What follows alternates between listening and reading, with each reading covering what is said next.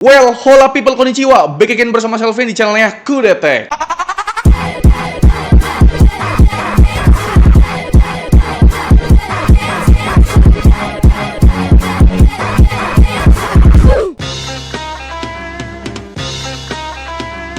Bapak kalian yang anggota pemuda-pemuda itu habis dapat THR dari masyarakat ya kan. Buat beli ini aja nih ya kan. Axio Pongo 760 gitu loh. Laptop gaming 15 jutaan yang paling nice buat orang yang berjiwa nasionalis gitu loh kan. Karena 100% rakitan Indo nih bre, alias lokal. Senggol dong. Tapi bre, serius ya kan. Axio ini walaupun brand lokal nggak sepele loh. Tontonnya video kita yang bahas soal after sales-nya, mekanisme garansi sampai CSR programnya Axio bre. Dijamin gambaran kalian soal brand lokal ini bakal berubah. Dan soal klaim laptop gaming 15 jutaan paling nice bukan sekedar omong-omong ya kan. Maksudnya gimana sih? Walaupun bisa dibilang ini bukan produk baru dan kita telat banget yang reviewnya, seenggaknya berdasarkan spesifikasi yang ditawarkan oleh Axio buat Pongo 760 ini masih sangat bisa bersaing lah di pasaran itu. Lihat aja nih, di harga yang sama ya, sekitar 15 jutaan gitu. Laptop gaming dengan GPU RTX 4060 udah pasti cuma dipasangin barang prosesor kepala 5 gitu loh, entah Core i5 ataupun Ryzen 5. Tapi seperti biasa ya kan, Axio selalu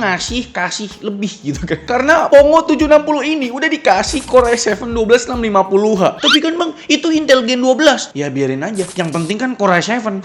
Emang sih ya, Core i7 12650H ini kalau dibandingin sama prosesor Intel Gen 13 lebih mirip ke Core i5 13500H gitu. Clock speednya mirip up to 4,7 GHz, TDP-nya juga mirip up to 45 Watt. Yang bedain bre, jumlah core lebih banyak di Core i7 12650H, tapi jumlah e-core-nya banyakkan di Core i5 13500H. Dan kompatibilitas memori DDR5-nya lebih kencang di Core i5 13500H pastinya. Up to 5200 MHz dibandingkan 4800 MHz bre. Tapi buat kompatibilitas memorinya nggak begitu penting sih ya. Sebab ya kan, di Pongo 760 ini masih pakai tipe memori SODIMM DDR4 berkapasitas 2x8 GB 3200 MHz dari brand VisiPro yang masih ada kaitannya sama brand Axio ini bre. Dan untuk storage-nya masih sama juga ya, pakai M.2 NVMe PCIe Gen 4 dari VisiPro yang transfer speed-nya cukup rata kanan nih. Kalau mau nambah storage, tenang aja, masih ada satu slot lagi cuy. Jadi ini udah oke banget lah. Buat GPU RTX 4060 laptop 8GB ini jelas udah paling nice buat laptop gaming 15 jutaan yang sweet spot-nya masih gaming Full HD, tapi dengan preset rata kanan karena punya teknologi DLSS 3 alias frame generator dan juga ray tracing generasi yang keempat yang di beberapa game udah support ray tracing nih. Ini gokil ya kan. Jangan lupakan juga encoder masa depan yaitu AV1 yang udah tersedia di GPU RTX 40 series ini. Jadi ya ini salah satu privilege ketika kalian beli laptop tapi GPU-nya RTX 40 series. Jadi kan udah mantep banget lah buat gaming gitu loh. Buat urusan produktivitas gimana nih? Yang berkaitan dengan AI juga udah sanggup banget nih laptop ya kan. Nanti bakal kita tes buat AI generative image ya kan bre. Dan soal tampilan laptop ini ya sebenarnya masih pakai platform atau basis yang sama seperti di unit Pongo 725 bre. Cuma yang bikin beda nih ya, Pongo 760 ini finishingnya abu muda dengan sisi backdoor yang nggak rata karena ada tarikan garis yang ngebentuk semacam gundukan tipis gini bre. Sedangkan kan yang di Pongo 725 kemarin kan full hitam aja ya kan. Buat dimensi dan bobotnya gimana? Tentu masih serupa sama Pongo 725. Punya panjang 36 cm kali lebar 24 cm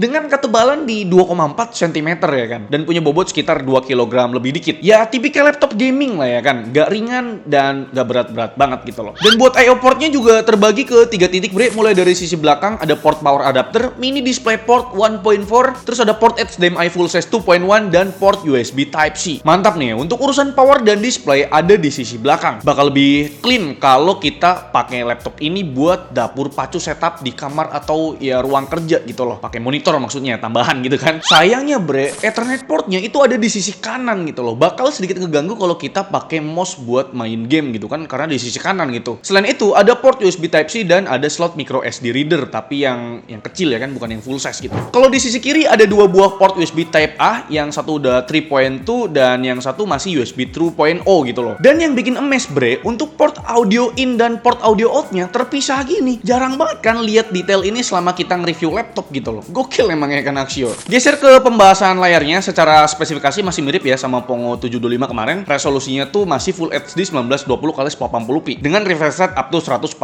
Hz. Tapi buat data color berdasarkan penguji pengujian pakai alat SpiderX Elite, panel di laptop ini mantep punya bre, ya kan? Beda sama Pongo 75 kemarin yang cuma dikasih panel ya biasa aja gitu loh. Buat data color gambutnya terlihat panel ini punya gambut sRGB yang hampir perfect di angka 98%. Sedangkan buat data brightness-nya minimumnya tuh redup banget nih ya, di angka 16 nits dengan angka maksimumnya di 271 nits ya. Jadi kayak kalau mau dipakai di outdoor ini agak kurang nih. Dan untuk data rasio kontrasnya jelas ya menunjukkan kalau panel IPS di laptop ini yang kelas premium punya dengan angka white point yang agak membiru sih ya. Kalian bisa lihat di data color akurasi ini bre, warna biru 1F-nya tuh off sendirian dibandingkan warna yang lain. Tapi secara overall panel ini udah akurat banget dengan rata-ratanya di 1 delta E bre. Dan buat keyboard sama touchpad-nya ini plek-ketiplek ya sama unit Pongo 725 kemarin. Layoutnya full size, tipe fontnya formal, punya backlit dan tombol power yang terpisah gitu kan. Soal feel tapping-nya juga masih nikmat ya karena punya titik aktuasi yang nggak cetek gitu. Dan untuk ukuran semua tombolnya tuh normal, nggak ada yang dikecilin. Utilitas lain masih sama juga ya, webcamnya resolusi 720p dengan dual mikrofon, sedangkan stereo speakernya masih garapan dari Sound Blaster Studio. Buat kualitas webcam dan speakernya sih ya sebagai berikut lah.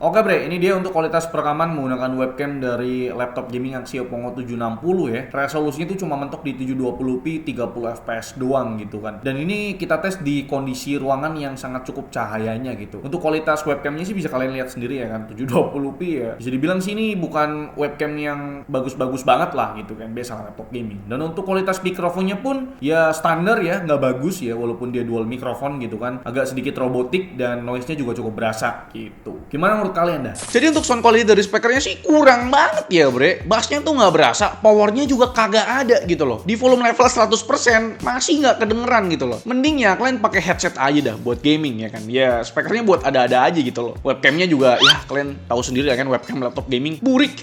Dan soal konektivitas wirelessnya tentu udah punya Wi-Fi 6 dan Bluetooth-nya udah yang versi 5.2 ya. Dan buat control centernya kalian bisa akses dengan kombinasi FN plus Escape. UI-nya tuh terlihat simple tapi tetap informatif bre. Ada beberapa tab menu seperti sistem buat urusan monitoring atau buat pilih-pilih beragam preset performa. Sub menu kedua ada LED keyboard ya buat pilih satu warna aja sih ya bre. Sub menu ketiga ada flexi key ya buat bikin keyboard makro ataupun mouse makro. Dan sub menu terakhir ada flexi charge. Ini pengaturan buat urusan charger bre. Kita bisa setting ngecharge-nya maksimal di berapa persen, nggak harus 100% buat memperawet baterai health dari laptop ini pastinya. Dan soal baterai ya ini masih sama aja bre, kapasitasnya dengan si Pongo 725 kemarin itu 54 watt hours ya kan. Kenapa Axio? Kenapa nggak ditambah gitu? 60 kayak gitu kan? Karena ini kan VG-nya udah 40-60 gitu kan. Hasilnya di pengujian kita dengan metode streaming YouTube 1080p di volume dan brightness level di 30% dan juga mode baterainya best efficiency, hasilnya bisa bertahan 3 jam kurang. Tapi walau kapasitas baterainya masih sama, power adapter di unit Pongo 760 ini bisa lebih gede bre, di angka 180 watt dengan kemampuan charging time kurang dari 2 jam. Ya lagi-lagi untuk baterainya sih kurang ya bre ya. Dan soal cooling sistemnya gimana? Tentu ada improvement dari Pongo 725 kemarin. Kalau nggak ada sih kebangetan nih Pongo ya. Di unit Pongo 760 ini masih sama-sama pakai dual fan tapi punya 5 buah shared heat pipe. Kalau di Pongo 725 kemarin kan cuma 4 buah shared heat pipe gitu loh. Jadi ada tambah 1 heat pipe nih. Ya nggak apa-apa, ada improvement nih. Ini wajar ya kan? Sebab RTX 4060 di Pongo 760 ini kan punya TJP yang lebih gede ketimbang RTX 2050 yang ada di unit Pongo 725 kemarin bre. Dan sekarang kita masuk ke pembahasan performa. Dimulai dari performa prosesornya itu Core i7 12650H. Kita ada 2 pengujian bre, di mode performance dan di mode entertainment. Ini agak aneh sih ya, agak lucu sebenarnya penamaan mode entertainment ini ya kan. Kurang cocok aja gitu loh buat sekelas laptop gaming bre. Ya mungkin modenya ya mode silent aja kali ya. Dan buat perbedaan performanya buat di single core nggak begitu ketara ya bre, maksimal di 4% aja. Sedangkan buat selisih performa multicore-nya bisa sampai 95% alias 2 kali lipat bre. Lalu di pengujian Cinebench R23 selisih performanya cukup tinggi yaitu di 79%. Hanya di Cinebench R15 aja ya yang selisihnya tuh cuma 18% aja bre. Kalau dibandingin prosesor Core i7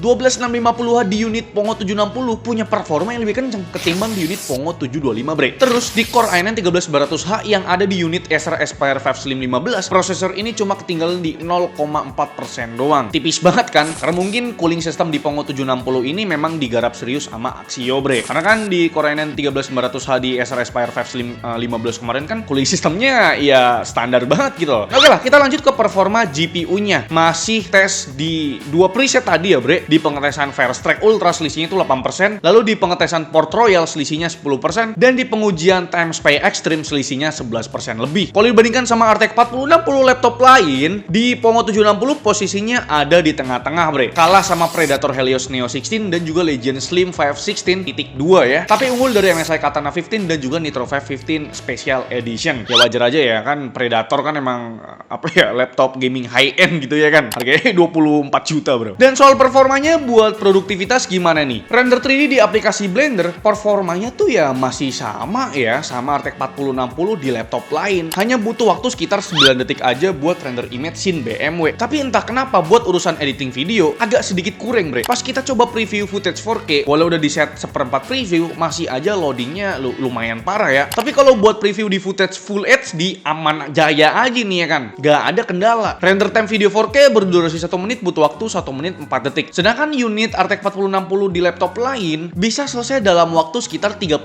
detik aja bre. Begitupun buat render time video Full HD. Di laptop ini butuh waktu 19 detik, sedangkan di laptop lain cuma butuh waktu sekitar 11 detikan aja bre. Tapi emang agak aneh bro untuk performa rendering di Premiere Pro gitu loh. Tapi bre, buat urusan AI image generatif, performanya malah unggul cukup jauh loh dari RTX 4060 di unit Nitro 515 yang butuh waktu 4,6 detik per waifu. Sedangkan RTX 4060 di laptop ini bisa menggenerate satu waifu dalam waktu 3,5 detik aja, atau sekitar 17 waifu per menit. Emang agak aneh sih, mungkin kompatibilitas Premiere Pro-nya kurang cocok ya kan sama laptop ini, kita nggak tahu juga. Dan sampailah di pengujian gaming yang kita tunggu-tunggu ya. Laptop ini udah sanggup banget ya mainin game apapun di preset rata kanan ya. Ultra dah gitu kan, termasuk game Cyberpunk ini. Buat dapetin detail-detail yang super realistik, kita tes dengan ngaktifin path tracing-nya nih ya kan, ini berat banget asli dah. Dan pastinya DLSS 3 alias frame generator yang di set quality. Average FPS-nya hampir itu di 60 FPS, lumayan lah ya. Sedangkan kalau cuma pakai ray tracing-nya on dan DLSS 3-nya quality, average-nya tuh bisa tembus 114 FPS. 8 FPS lebih tinggi ketimbang preset native-nya bre. Dan buat game kedua ada God of War yang kita tes dengan preset rata kanan atau ultra. Boostingan FPS antara settingan native dengan DLSS quality cuma ya 10-an FPS doang ya bre ya. Ya karena memang ini belum support DLSS 3 bre. Game ketiga ada Forza Horizon 5. Performa game dengan DLSS 3 quality dan RTX-nya high dapat lumayan bre dari settingan native-nya. Selisih 9 FPS bre. Game selanjutnya ada Assassin's Creed Mirage. Kita mainin di preset ultra dengan DLSS quality. Dapat rata-rata di 91 FPS, unggul sekitar 6 FPS dari preset native bre. Game selanjutnya ada Far Cry 6 pakai preset ultra juga. Performa FSR quality-nya cuma menghasilkan 5 FPS lebih banyak ketimbang preset native-nya bre. Mulai masuk ke game kompetitif ya. Game pertama ada The Final yang memang ini game berat banget ya Pak ya. Kita tes di 2 preset ya, high dan juga low untuk grafiknya dengan DLSS quality pastinya. Ternyata nggak beda jauh ya selisih performance-nya. Jadi mending kalian mainin langsung di preset high aja bre. Ya memang The Final ini kompatibilitasnya ini agak kurang memang ya. Jadi masih belum stabil gitu. Terus ada game Dota 2, settingan rata kanan dengan 100% ya game screen render masih tembus di 120 FPS. Kalau di game CS2 di preset high masih sangat oke sebenarnya ya. Dapat rata-rata di angka 222 FPS, sedangkan di preset low-nya bisa mendekati 300 FPS buat rata-ratanya nih. Dan di pengetesan game Valorant kita juga dapetin performa ya 11-12 lah ya sama game CS2 tadi bre. Ketika main di preset high rata-rata FPS-nya tuh nyentuh 225 FPS. Sedangkan di preset low dapat di sekitaran 274 FPS. Dan terakhir ada game Rainbow Six Siege yang ternyata masih sangat tumpah-tumpah untuk FPS-nya ya. Walau kita set di preset ultra sekalipun. Dan soal suhu dan powernya gimana? Kita udah tes dalam beberapa kondisi ya, mulai dari kondisi idle. Buat suhu CPU dan GPU-nya sebenarnya cukup adem di bawah 50 derajat Celcius. Lalu buat TGP prosesornya jelas di 10 watt dan TGP GPU-nya jalan di 4 watt aja dengan fan speed yang ya jalan di bawah 2000 RPM bre. Kalau buat kondisi bermain game, suhu prosesor ada di kisaran 90-an sampai 100 derajat Celcius. Gak usah panik ya bro ya, lihat suhu prosesor di 100 derajat. Emang TG Max-nya ya segitu kok ya kan. Sedangkan buat suhu GPU-nya lebih adem di kisaran 80 derajat Celcius. Kalau buat power saat gaming, TDP prosesor mentok di 55 watt dengan TDP GPU mentok di 90 watt bre. Kalau buat gaming, TDP prosesor mentok di 55 watt aja. Tapi pas kita tes jalanin Cinebench R23 multicore selama 10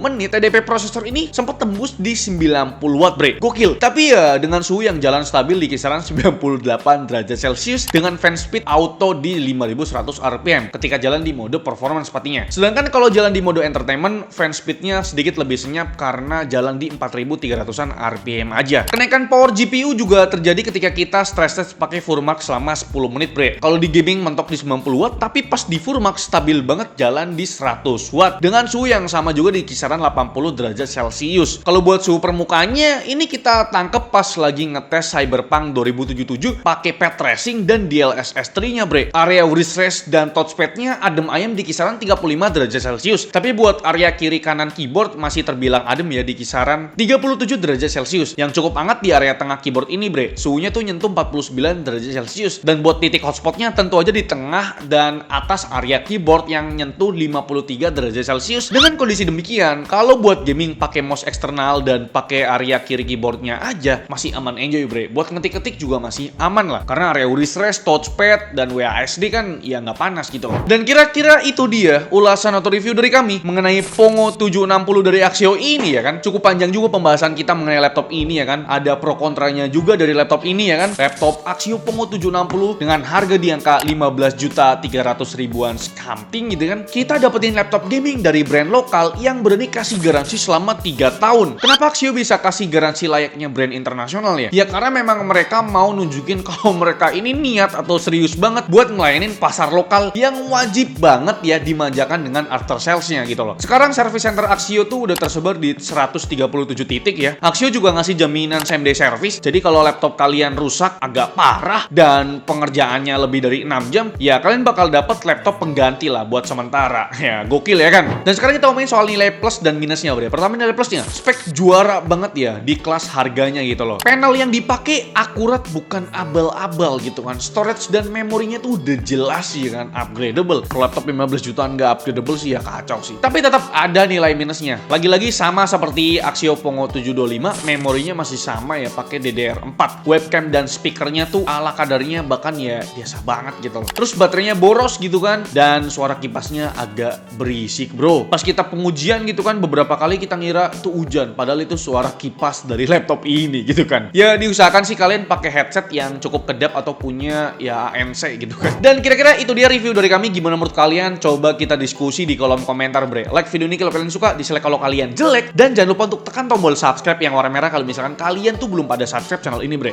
Selvian selaku host di channel yang mengucapkan terima kasih. Sampai jumpa di video selanjutnya. Bye bye.